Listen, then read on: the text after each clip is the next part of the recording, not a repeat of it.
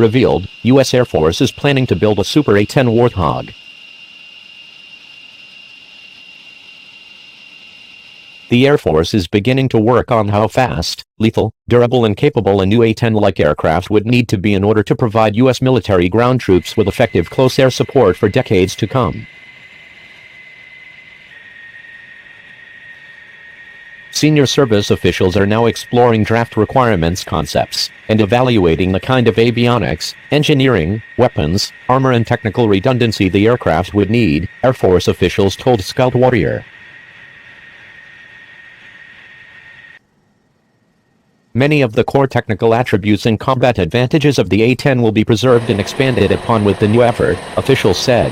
The performance of the A-10 Warthog in the ongoing bombing campaign against ISIS, coupled with the Air Force's subsequent decision to delay the aircraft's planned retirement, has led the service to begin the process of developing a new, longer-term A-10 type platform.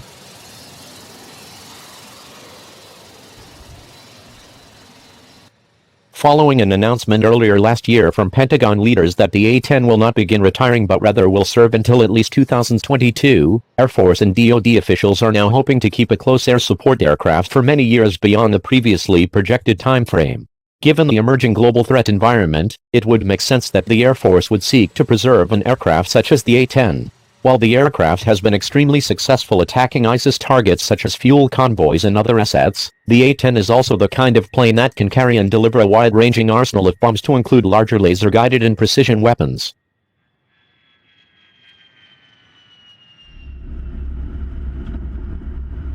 This kind of firepower, coupled with its 30mm cannon, titanium armor plates and built-in redundancy for close air support, makes the A-10 a valuable platform for potential larger-scale mechanized, force-on-force type warfare as well. The A-10 has a unique and valuable niche role to perform in the widest possible range of combat scenarios to include counterinsurgency, supporting troops on the ground in close proximity and bringing firepower, protection and infantry support to a large-scale war. Air Force officials have told Scout Warrior that the current approach involves a three-pronged effort. The Air Force may consider simply upgrading the existing fleet of A-10s in a substantial way in order to extend its service life, acquire an off-the-shelf existing aircraft or develop a new close air support platform through a developmental effort.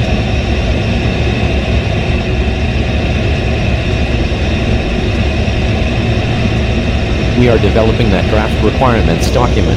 We are staffing it around the Air Force now. When it's ready, then we will compare that to what we have available, compare it to keeping the A-10, compare it to what it would take to replace it with another airplane, and we will work through that process, Lieutenant General James Holmes, Deputy Chief of Staff for Strategic Plans and Requirements, told reporters several months ago. Holmes went on to explain that the service was, broadly speaking, exploring ways to achieve, preserve and sustain air superiority in potential long-term, high-end combat engagements. He added that considerations about a close air support replacement aircraft figured prominently in the strategic calculus surrounding these issues.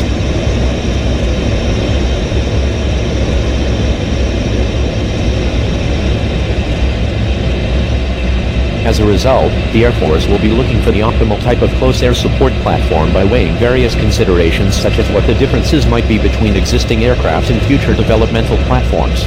Cost and affordability will also be a very large part of the equation when it comes to making determinations about an A-10 replacement, Holmes explained.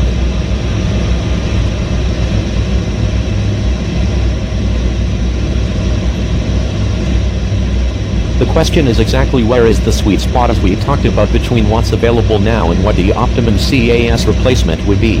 We are working along the continuum to see exactly what the requirement is that we can afford and the numbers that we need to be able to do the mission, Holmes added.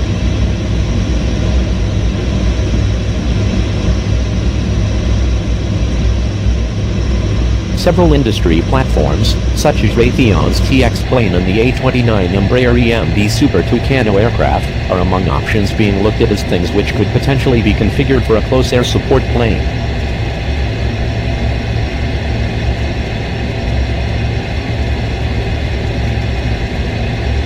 Having the requisite funds to support this would be of great value to the Air Force. Former Air Force Chief of Staff General Mark Welsh told lawmakers that, despite the prior plan, the service did not want to retire the A-10. Prior plans to retire the fleet of A-10s were purely budget-driven, senior Air Force leaders have consistently said.